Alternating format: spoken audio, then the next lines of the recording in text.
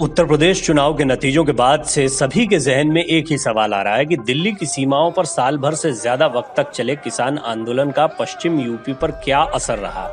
लखीमपुर खीरी कांड भी इसलिए चर्चा में आया क्योंकि उस वक्त योगी सरकार के मंत्री टेनी के पुत्र अजय मिश्र केशव प्रसाद मौर्य के कार्यक्रम में पहुंचे थे। यहां पर किसानों का जमावड़ा था।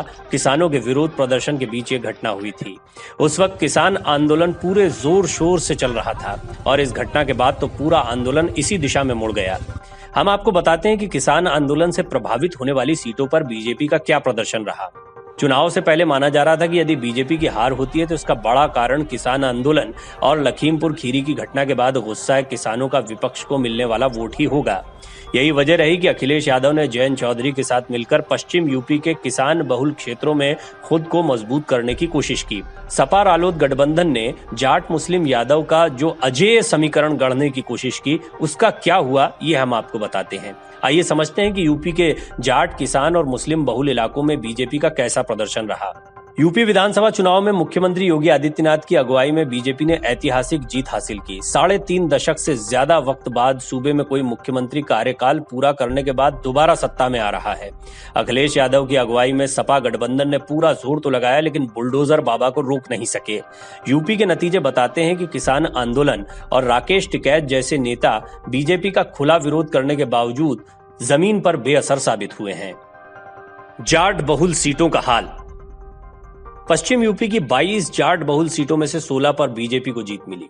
किसान आंदोलन और बाद में सपा रालोद गठबंधन को लेकर कहा जा रहा था कि इससे पश्चिम यूपी में जाट और मुस्लिम फिर एक साथ आ रहे हैं, जो 2013 में मुजफ्फरनगर दंगों के बाद एक दूसरे से दूर हो गए थे।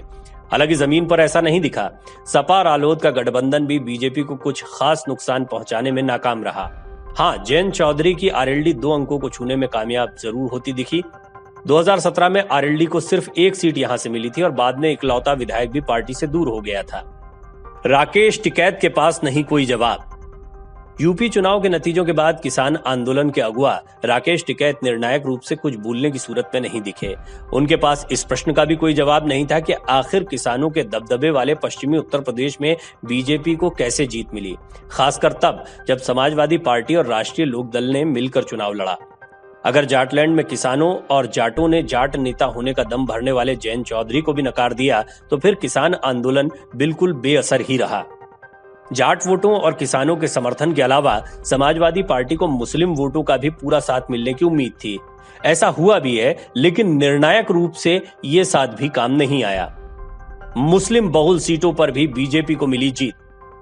यूपी की 96 मुस्लिम बहुल सीटों में से 55 पर बीजेपी कामयाब रही। दरअसल मुस्लिम समुदाय के बारे में माना जाता है कि ये परंपरागत रूप से बीजेपी के विरोध में वोट करते हैं। बसपा और कुछ सीटों पर असदुद्दीन ओवैसी की AIMIM भी मैदान में थी, लेकिन नतीजे बता रहे हैं कि मुस्लिम वोटर्स को लुभाने में ये दोनों ही दल नाकाम हुए। यानी मुस्लिम वोटर्स का एक बड़ा हिस्सा समाजवादी पार्टी गठबंधन के खाते में गया। इससे बीजेपी को हिंदू वोटों को अपने पक्ष में काउंटर पोलराइज करने में मदद मिली। अयोध्या में राम मंदिर निर्माण को भी भुनाने में बीजेपी कामयाब हुई। दलितों के असर वाली सीटों पर कमल। यूपी की दलित बहुल 190 में से 122 सीटों पर बीजेपी को जीत मिली। इसी तरह जाटव मुस्लिम बहुल 75 सीटों में से 44 पर बीजेपी जीती। कुर्मी बहुल 19 सीटों में से 14 बीजेपी के खाते में गई।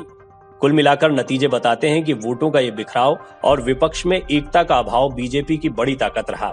बीजेपी ने बहुमत के आंकड़े को तो बड़ी आसानी से पा लिया।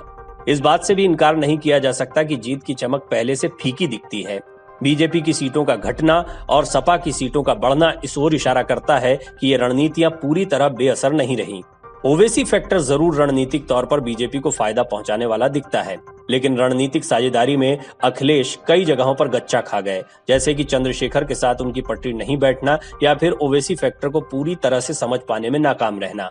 उनकी रैलियों में दिखने वाली भीड़ भी बेवजह नहीं थी। हाँ, ये कहना गलत नहीं होगा कि ये भीड़ उतनी भी नहीं थी कि उन्हें मुख्यमंत्री की कुर्सी तक पहुंचा दे। वीडियो डेस्क अमरउजाला.com। डाउनलोड करें अमर उजाला ऐप और पाएं खबरें लगातार। अगर आप ये वीडियो YouTube पर देख रहे हैं तो हमारे चैनल को सब्सक्राइब करें और बेल आइकन को दबाना ना भूलें। अगर आप Facebook पर ये वीडियो देख रहे हैं तो हमारे पेज को लाइक करें।